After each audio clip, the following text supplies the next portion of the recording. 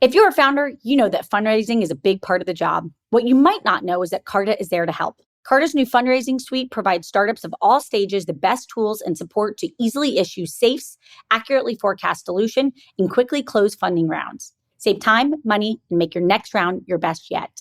To learn more or to get started, go to carta.com/fundraise. That's carta.com/fundraise. The IKEA Business Network is now open for small businesses and entrepreneurs. Take your small business to the next level when you sign up for IKEA Business Network for free today at IKEA.com.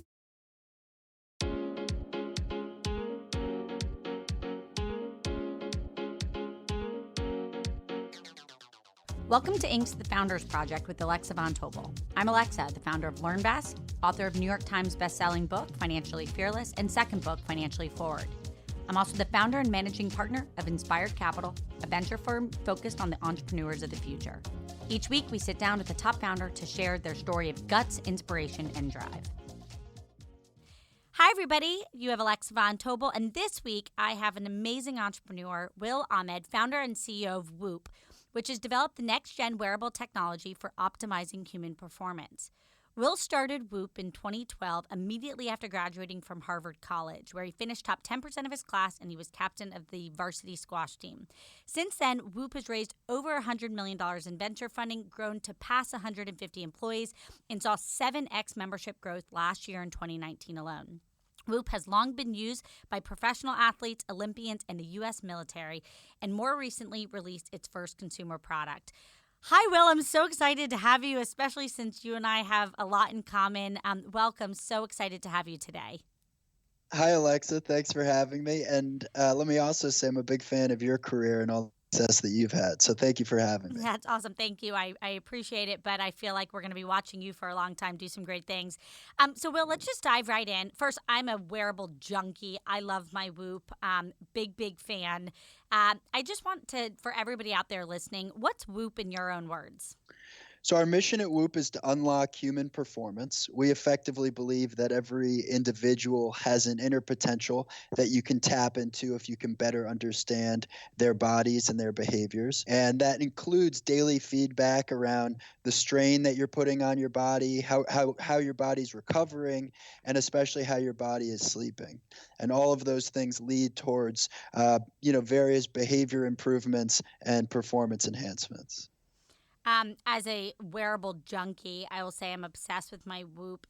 Particularly, I just feel like if you can have the data, why not have the data? I want to step back and go back to 2012 and you deciding to come up with the idea, get the company up and off the ground. Walk us through those early days of bringing Whoop into reality. Yeah, I mean, it probably starts even a couple years before that. I was playing squash while I was at Harvard, and I felt like I didn't know what I was doing to my body while I was training. So I had always been into sports and exercise, but I was someone who used to overtrain.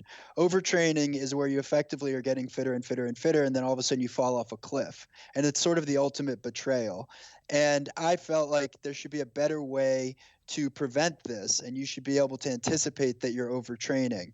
And in the process, I got interested in, okay, well, what would it take to train optimally? How could you prevent injuries? How does sleep and recovery fit into the equation? And I was a government concentrator actually at Harvard, but I ended up doing a ton of physiology research while I was in school. I read something like 500 medical papers, and I ultimately wrote a paper myself around how to continuously understand the human body.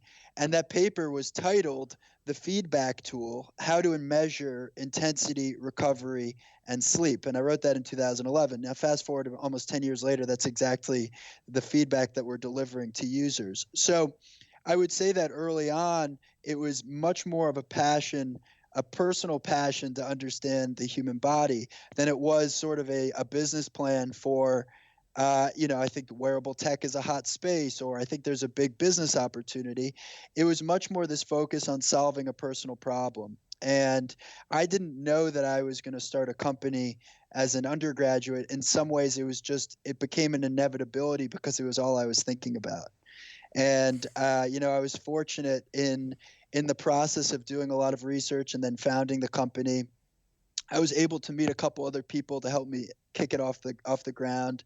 John Capalupo in particular was really helpful. He's our chief technology officer and a co-founder, and he was doing a ton of math and data science research while I was at Harvard. But as it turns out, his father was also a professor of exercise physiology. And so we had a lot of overlap around physiology, and he had the technical chops to do some things from a sensing standpoint that hadn't been done before. And I had a vision for how to build a product for coaches and athletes and beyond. And so in 2012, we started working out of the Harvard Innovation Lab, and we were kind of off for the races. I always joked that when I was there, that I wish that Innovation Lab had more money and more support so that great companies could come out of it.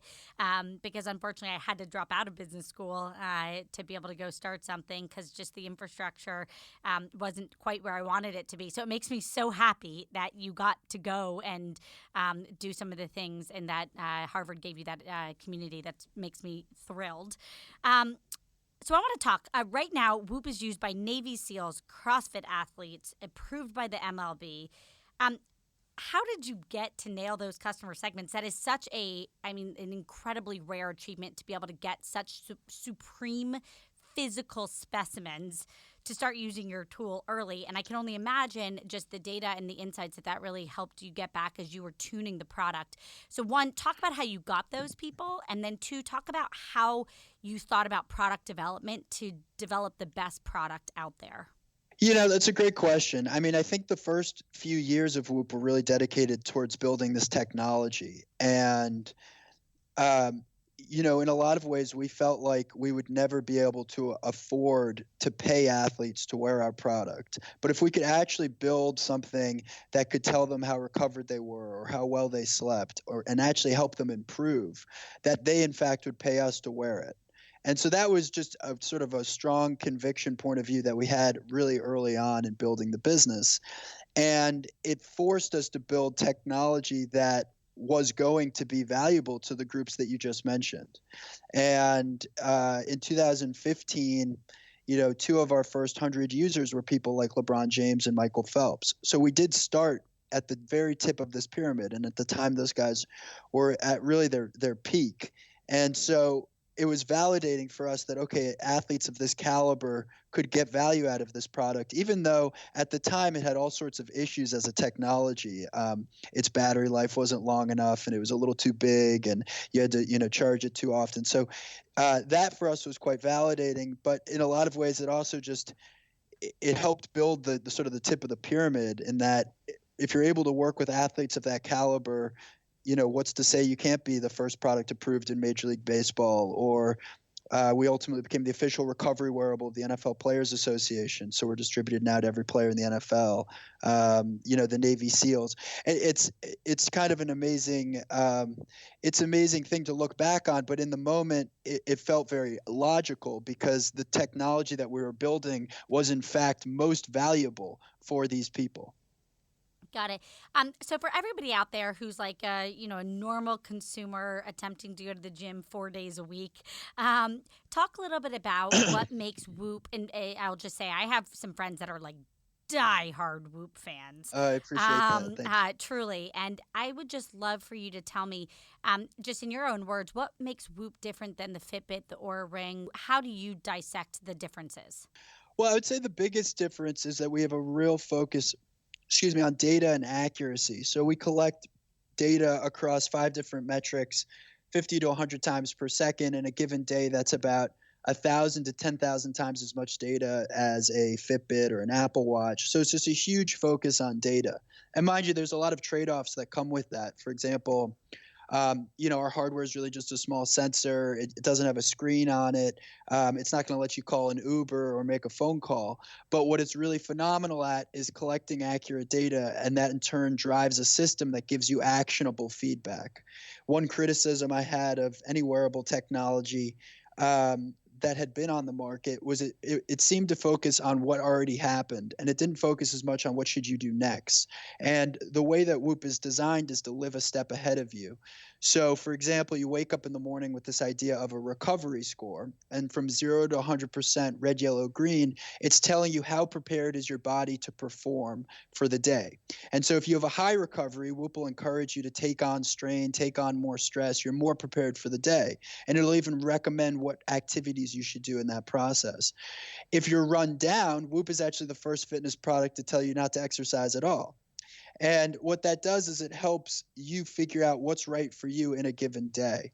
Now, over the course of the day, Whoop is going to automatically measure the strain that accumulates. That could be in the form of activities, exercise, daily stress. And then at the end of the day, we look at the stress that you've put on your body, and we look at who you are, Alexa, and we say, okay, based on all this information, this is how much sleep you need for tonight to recover for tomorrow. And so again, it's designed to be living a step ahead of you, to tell you what to do to improve.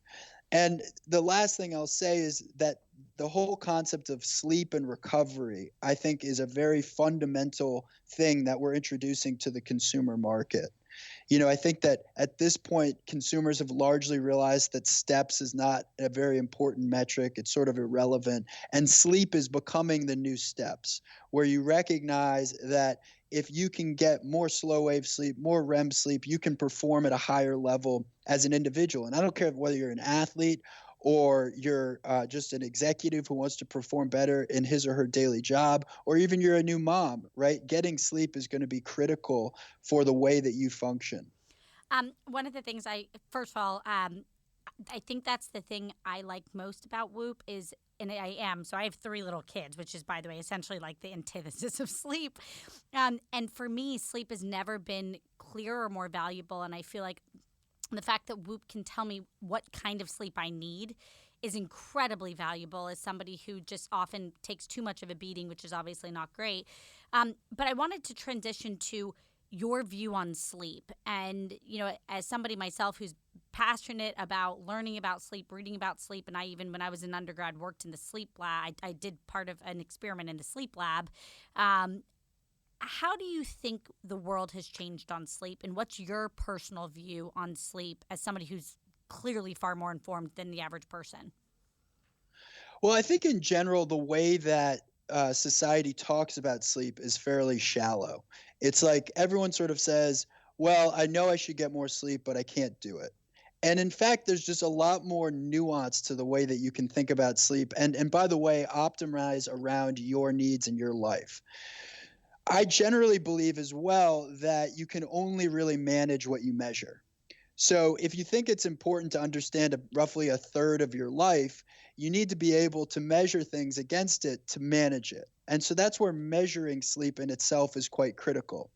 Now, within sleep, people need to understand that the amount of time you spend in bed doesn't actually equal the hours of sleep that you get. And within the hours of sleep that you get, there's different stages that have different value on your body. So within hours of sleep, there's the notion of time that you're awake. There's the time that you're in light sleep. There's the time that you're in slow wave sleep. And there's the time you're in REM sleep. And in particular, slow wave sleep and REM sleep have a dramatically more important effect on your body. So people think they get stronger in the gym or they get stronger working out. In fact, that's a period where you're breaking your muscles down.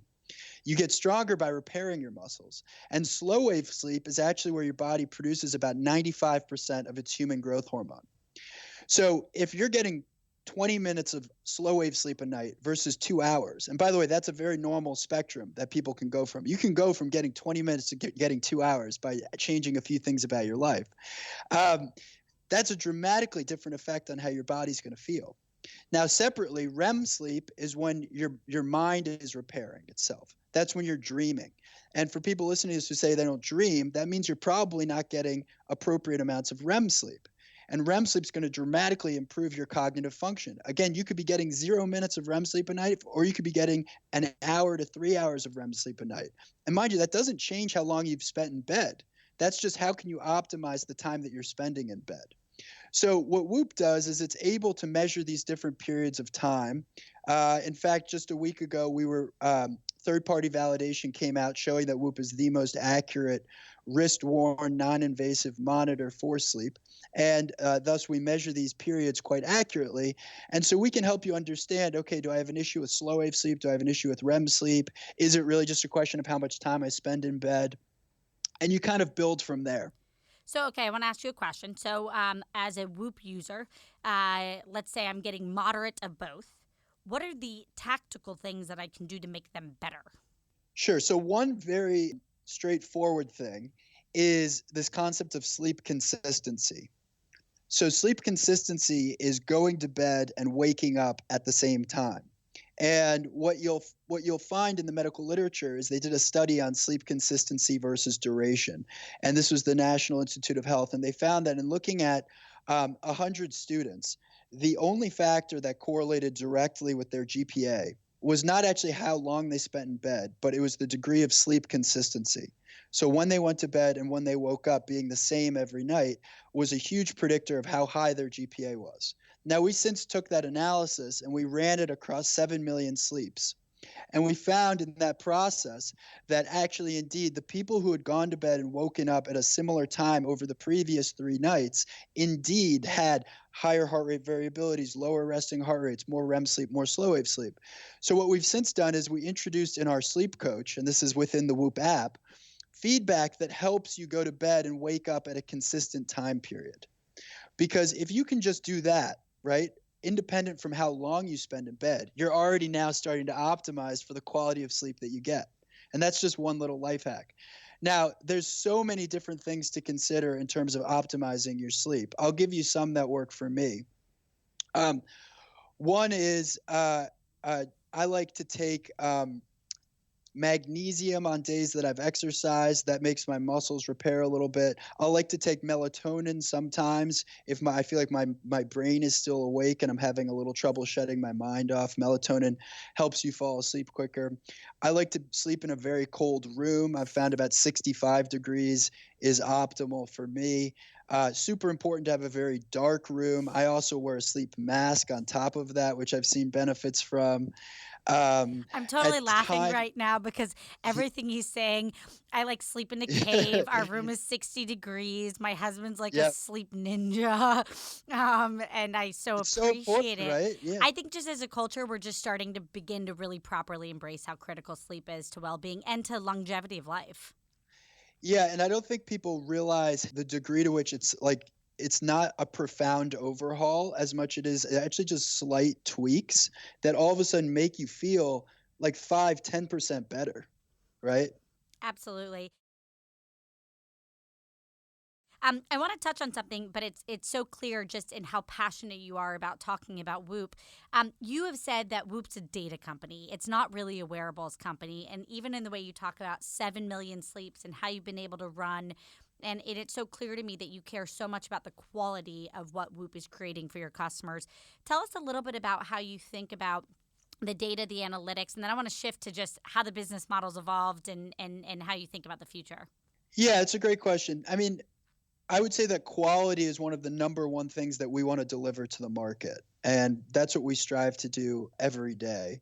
And the reason we think of ourselves as a data company is that we don't think of solving human performance as a one-time shot. It's not like you buy this thing on day one and then your performance is unlocked. It's a long process of understanding your body and making tweaks. And by the way, your life changes. You get a new job, you're in a new relationship, you're in a new city, you're on the road, you're stressed, you're not stressed, your family changes, you have kids, you don't have kids. I mean, it's an evolution, right? Like we're here for a long time, hopefully, right? And so what does it take to optimize these different periods of your life? And that's where looking at data, not just over one day, but over 3 days, 7 days, 30 days, a year, 2 years, more, is where you can actually create unbelievable amounts of value for the end customer. And you mentioned our business model. It ties directly to our business model because we believe it's our responsibility to deliver value to you every single day. It's not a one-time shot. We need to be delivering value to you every day. And as a consequence, we actually don't sell Whoop as hardware, even though it includes hardware. Whoop is just a subscription. And you can pay anywhere from $18 to $30 a month and get everything I'm describing included. And the powerful thing is if that you feel we haven't delivered value for you this month, you can just cancel. Right. And so what that does is it forces us as a company, as a business, and as a team to be constantly delivering value. We have to be releasing new features. We have to be thinking about how all of this information is relevant for you. And we have to be thinking about that across lots of different populations. And I think in some ways it's a much harder business model than charging you $400 or $500 up front. But it creates a much stronger relationship with our customers, and it forces us to deliver the value that we've set out to deliver. I love that. I mean, really at its core, it's alignment, right? It's pure Yeah. alignment with your customers, which is a great way to ensure that you stay in business, which is constantly keeping customers happy. You've raised $100 million from incredible people, including the likes of a Kevin Durant and the Jack Dorseys. How have you thought about fundraising as you thought about the Whoop business and in the future of the business? Well, I think you have to consider when you're starting a business, is this a business that can be bootstrapped, or is this a business that's going to require spending a lot of capital in order to chase some future dream or mission? And for us, it was very much the latter, because we had to build hard technology, right? And in a lot of ways, it was going to take years to build that technology. So we had to find investors who I think believed in the bigger vision and wanted to take a huge swing on this. And I would say that probably the most important thing I've looked for in investors is that they share the same mission and vision as me and the rest of my team at Whoop. Along the way, you may find investors who want to give you money, but they've got a different point of view on what you should do with it. And I think it's important to remember that your investors are like, it's more than a marriage, because you can't get divorced. I mean, they're on your cap table forever. So you want to really make sure there's a lot of alignment up front in that process. And so that's what I've looked for. I'm just laughing because you're 100% right. So Yeah. I want to transition, and you teed me up perfectly, which is I want you, as somebody who's clearly now spent almost a decade just obsessively thinking about the data that we can consume as individuals to make our lives better and healthier and have better performance. How do you think about the next decade? And so I want to ask two questions, which is one, which is the future of Whoop. So let's start there. As you said, you looked for investors who had alignment to the vision that you have. Where do you think Whoop's going to be in 5 to 10 years? Not from like a numbers perspective, more from a what do you think that the vision, that the goal that you have as a business and as you think about individuals, where's that headed? Well, we want Whoop to own human performance. So if a consumer asks himself or herself, what do I need to do to improve my performance at blank? They think of Whoop. And what that is it's tying together an understanding of your body and your physiology, and it's an understanding of everything else in your life as well, behaviors, diet, products. And we want to have an understanding of how all those things connect and relate and affect you, and be able to provide feedback around that. It's interesting. I think if you had asked yourself that question 10 years ago, who's going to own the future for human performance, you probably would have said a big sports apparel brand, right? Like Nike or Under Armour, or Adidas or Puma, right? And what's been interesting is in the past decade, those companies have really struggled with building technology. It's clear that it's not in their DNA. And then if you look at sort of the other side of the coin, which is big technology companies, the Apples and Googles and Fitbits of the world, those are companies that are historically great at building technology, but potentially have less of a lens for grounding it in performance. And for us at Whoop, that's where we think of that lane for human performance. It's sitting between these gargantuan companies on one side, which is in sports apparel, and in the other, which is in technology. And in a lot of ways, our mission is to marry the best assets of a Nike and of an Apple as we think about owning human performance.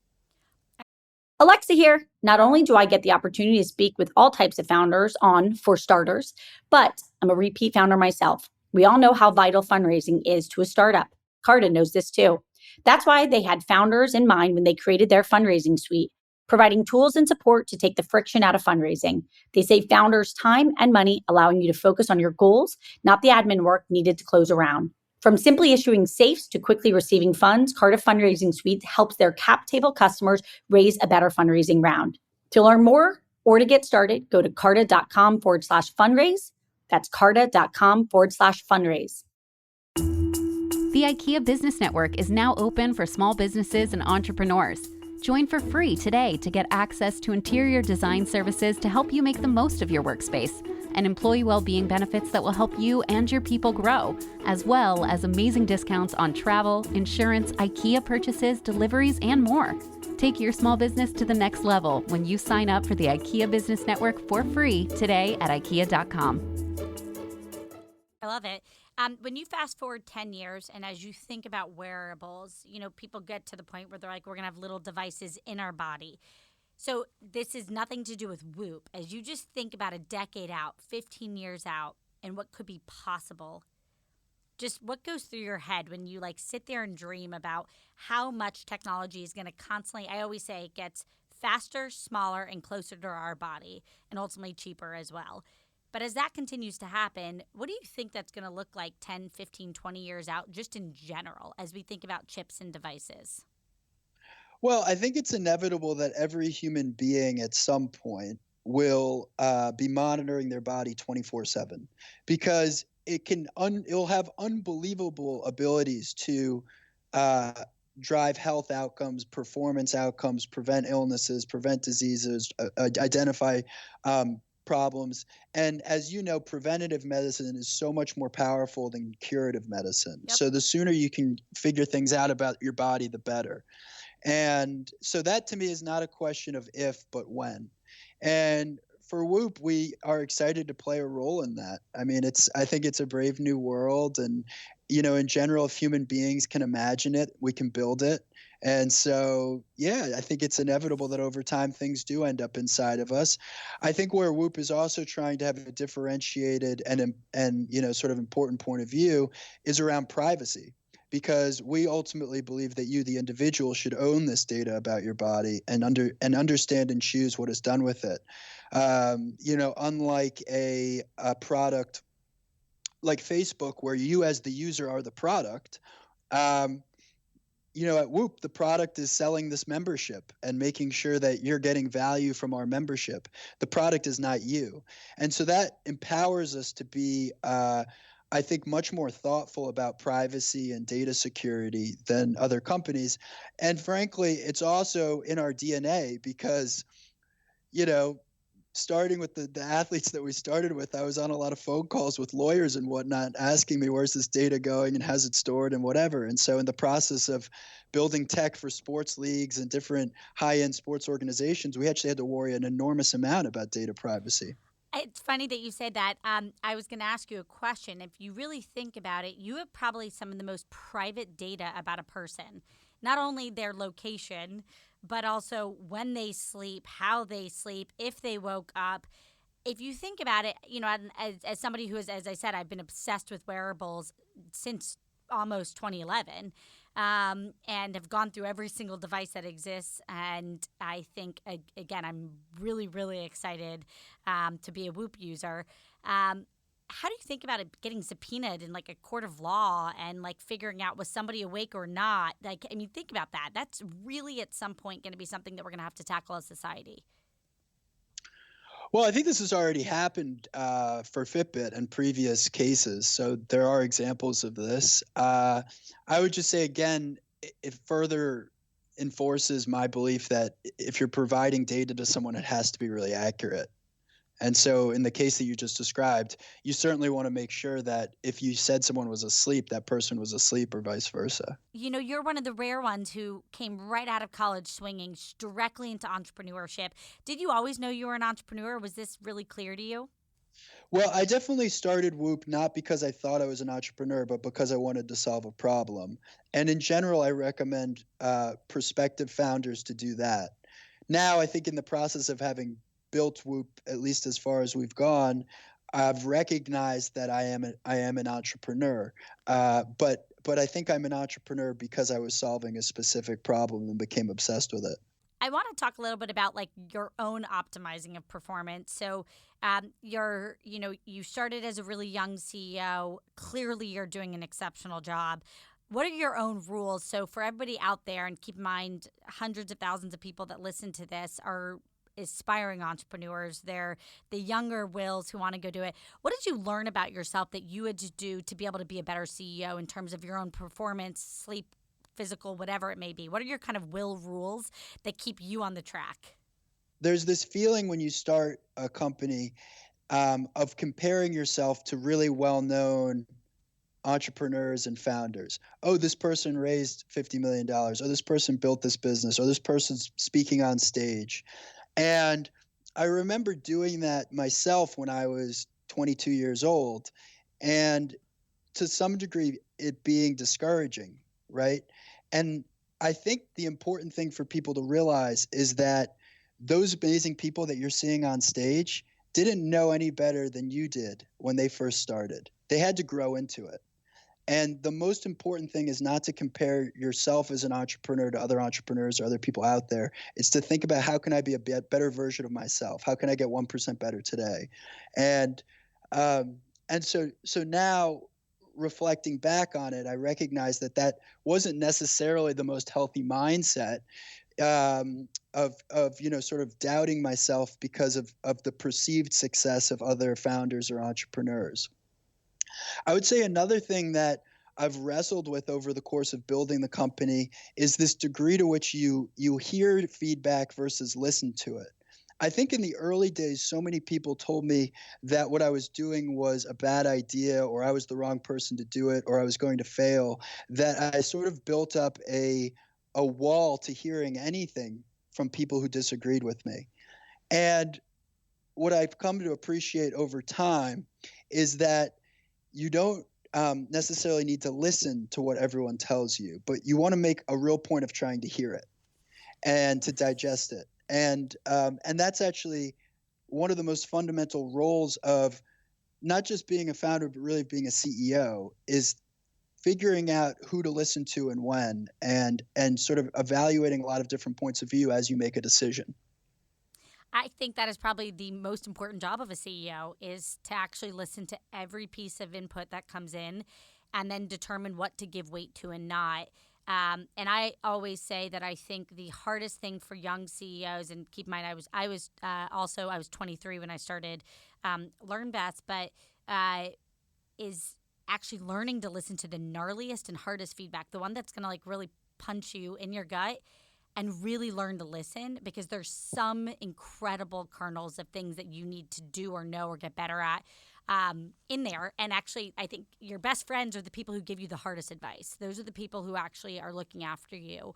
I want to just quick. That's right. And it also ties to another really important thing, which is you need to learn how to manage yourself, and to manage the stresses of running a business and the challenges that come up. I read somewhere that success is overcoming a level of stress that would break most people. And I love that. That's awesome. And that's obviously one particular lens on success. But what's powerful about it, success is overcoming a level of stress that will break most people. What's powerful about that is it's really two things. One, it's that you actually have to take on stress. You have to put yourself in the way of these challenges in order to be successful, right? It's not just stress avoidance or obstacle avoidance. You actually have to meet those challenges head on. And then two, it's that you have to figure out how to overcome them or deal with them or learn from them. And so that's another thing that you want to try to build behaviors around that help you manage. For me personally, probably the most important has been learning how to meditate. Oh, I want to hear more about that. Give us the quick 30 seconds on you and meditation. So I would say around 2014, I felt like I was failing as a CEO, and I felt like I had kind of lost control of my own personal management. And so I took a transcendental meditation course to sort of clear my mind, and it was a 4-day course. And I felt like at the time it was too expensive for what I was getting out of it, but there was a sunk cost, and so I committed to doing it. And in short, Transcendental meditation teaches you a 22-minute practice where you're repeating a mantra over and over again. And what it's designed to do is help you filter thoughts. So I'm repeating this mantra, I'm repeating this mantra, I'm repeating this mantra. All of a sudden, this thought drifts into my mind. And what I get to do in that moment is I get to choose whether I'm going to go back to repeating my mantra or whether I'm going to focus on that thought. And what it does is it allows you to sort of create a filtering mechanism within your brain. And the byproduct of that is actually less so the meditation itself, but the way it actually helps you throughout the rest of your day and your life. In that I'll find now in my day-to-day, I will all of a sudden be looking at myself in the third person. And rather than just reacting to something in the moment, I'll be taking a step back and recognizing to myself, oh, Will's about to get angry. What is Will about to say? And so you have this sort of thoughtfulness that at least previously I didn't have. So at least as a practice, that's something I recommend people to try. I'm loving Will as I get to know you. You have like a 60-year-old mind in like a 30-year-old's body, which I think is pretty apparent from this. On the stress point, I once had somebody say to me, not all stress is bad stress. So much of stress is actually really healthy and productive stress as long as your mind can remember to process it properly. Often stress helps us do what we need to do to prepare for a challenge, prep to be able to pass the test, prepare for the big meeting, ensure that the hire gets hired, whatever it may be. But it really is about, and it's so funny as you talk about that third party, like I have developed similar mechanisms to you to be able to actually look outside of myself. And I've shifted to this weird new gear where it's finding joy in the things that I do and recognizing that it is a gift that I get to do the things I do. And I've worked really hard to be able to get to do these things. And it's just it's a subtle mindset shift, but you quickly end up far more in control of the negativity or the overwhelming stress to be able to say this whole thing and also to begin to trust yourself that everything's going to work out because you know that you'll do whatever the heck it takes to make sure it works out. Yeah. No. And it's just a matter of time grateful, and process. Right? Yeah, you're describing a process of gratitude, and it's fascinating. I have a podcast called the Whoop Podcast where I interview like high performing individuals, and the fascinating thread amongst them are the number of which both meditate and have some kind of a gratitude practice. Yeah. So anyways, I feel like I'm learning so much from you. And also it's funny because so much of this has been my own experience. So you're just stating things that I fully agree with. Yeah. I want to end on just a few quick things. I think and I appreciate your point. So for everybody out there listening, Will basically just told you he's a normal guy who worked really hard, and that anybody is capable of, envisioning something and then bringing it to reality as long as you're willing to do the hard work and the commitment.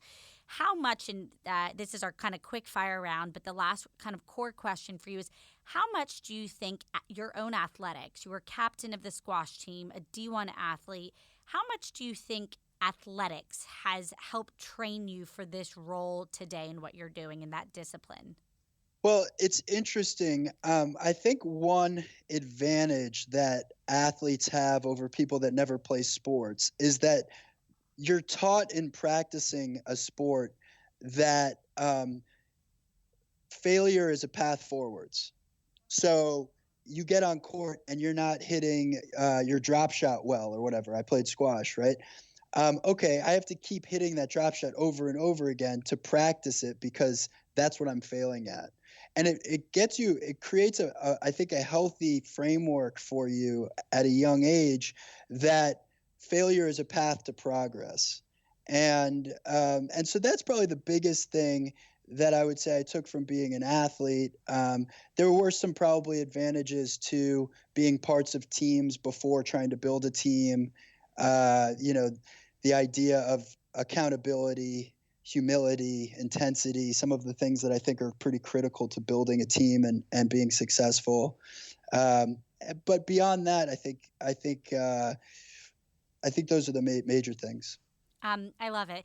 Okay, last just few quick questions. Pinch me. What's your biggest pinch me moment at Whoop so far where you're like, holy shit, I can't believe that just happened? It's funny because we've worked with such high-profile athletes. I'm often one of the last people to realize they're wearing it, and they're on television. And I remember in 2015, I was watching an NBA game, and there was a commercial for Kia. And I'm watching this Kia commercial with LeBron James in it, and he's an astronaut about to launch into space. And I look at his wrist, and I'm like, oh my gosh, is he wearing a Whoop strap in this Kia commercial? And sure enough, LeBron had his Whoop strap on because he never took it off. So that was a real pinch me moment. The modern day version of that is in golf, where we've recently exploded. And so getting to watch professional golfers who I've never met wearing Whoop as they march around the golf course is pretty cool too. That is so much fun. I want to ask, how many hours of sleep do you get each night? I get between 6 and 8 hours of quality sleep. I knew you were going to say that. Yeah, I mean, and like I almost screenshot it every day on my Instagram because we've got this feature called Whoop Live that lets you put data on photos. And sometimes I'll be in the 5-hour range and Whoop members will scold me. You know, the one thing that I have really dialed in is making sure that the time I am asleep is really high quality. So even if I get 5 hours of sleep, you know, maybe 3.5 or 4 hours of it might be REM and slow wave sleep, which for someone who got 8 hours of sleep might still be more sleep, right? More quality of sleep. So that's where I think understanding these things at a sort of a granular level can be impactful. Got it. Okay, last question. Other than Whoop, I want you to pay it forward to another cool entrepreneur that you've heard about or early stage. So any product that you think is interesting that is early, that you would want to pay it forward and give that entrepreneur a shout out. Well, maybe this isn't for an early stage founder, but a product that I feel like I'm using all the time are Apple's AirPods. I know that's not a young founder at work, but that to me was the first thing that came to mind. That's awesome. I love it. Will, for everyone out there, if you haven't already gotten a Whoop, run, don't walk, go get it. If you want to learn more about Whoop, check out whoop.com, and you can join us next week for the Founders Project with Alexa Von Tobel. Thank you so much, Will, for joining us today. We're thrilled to have you. Alexa, this was fun. Thank you so much.